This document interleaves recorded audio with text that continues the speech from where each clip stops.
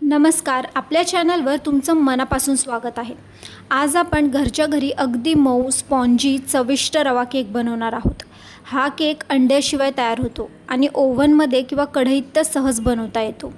Video आवडला तर like, share आणि सबस्क्राईब करायला विसरू नका।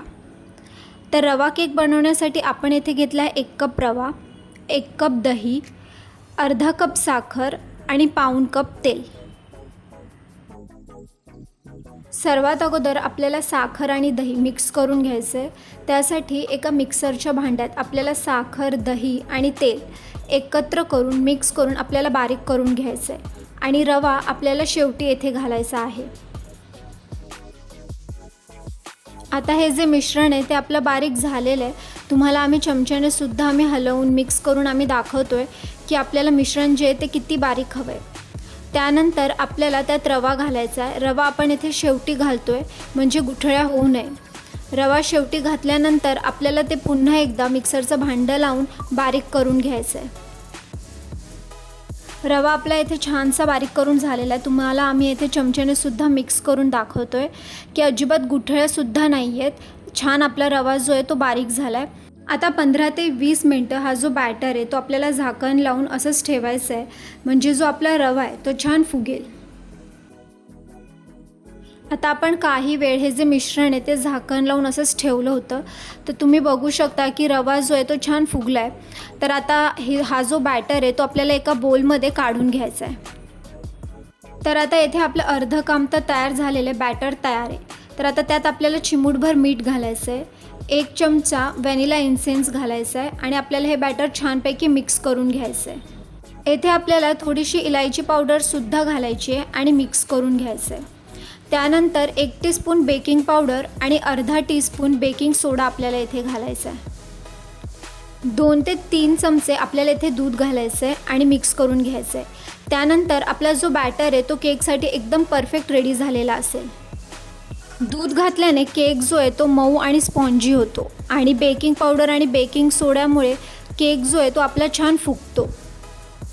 आपण हा जो रवा केक आहोत तो ओव्हनशिवाय करणार आहोत म्हणजे कढईत करणार आहोत आणि तेही अंड्याशिवाय करणार आहोत।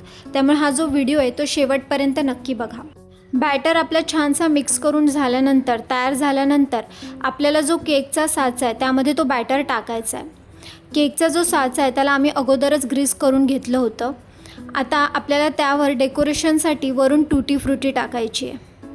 केक आपण कढईत करणार आहोत, तर कढई झाकण लावून आपल्याला 10 मिनटं मध्यम आचेवर प्रीहीट करून घ्यायची आहे आणि त्यात स्टँड किंवा एक छोटी वाटी ठेवा म्हणजे जो केकचा साचा आहे तो थेट कढईच्या तळाला लागणार नाही।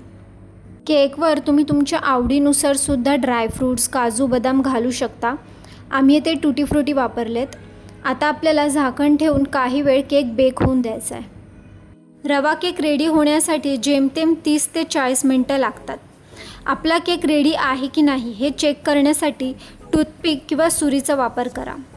टूथपिक किंवा सुरी घालून केक चेक करा की तो रेडी झाला आहे की नाही। जर टूथपिक स्वच्छ बाहेर आली म्हणजे आपला केक रेडी आहे, एकदम परफेक्ट तयार झाला आहे। नाहीतर आणखीन 5 ते 10 मिनटं झाकण लावून पुन्हा एकदा बेक करायला ठेवा। तर इथे आपला हा जो रवा केक आहे तो छानपैकी रेडी झालेला आहे। केकचं भांडं जे आहे ते आपलं अजूनही गरम आहे। केक गरम असतानाच तो आम्ही तुम्हाला एका प्लेटमध्ये काढून दाखवणार आहोत। केकचं भांडं जरा गरम असल्यामुळे आपण येथे कापडाचा वापर केला आहे आणि तुम्ही बघू शकता की आपला जो केक आहे तो सहजपणे निघालेला आहे म्हणजे अजिबात कुठे तुटला नाही आहे किंवा चिकटला नाही आहे, अगदी सहजपणे तो भांड्यातून निघाला आहे। आता आपण एका दुसऱ्या छानशा प्लेटमध्ये हा जो रवा केक आहे तो काढून घेऊया।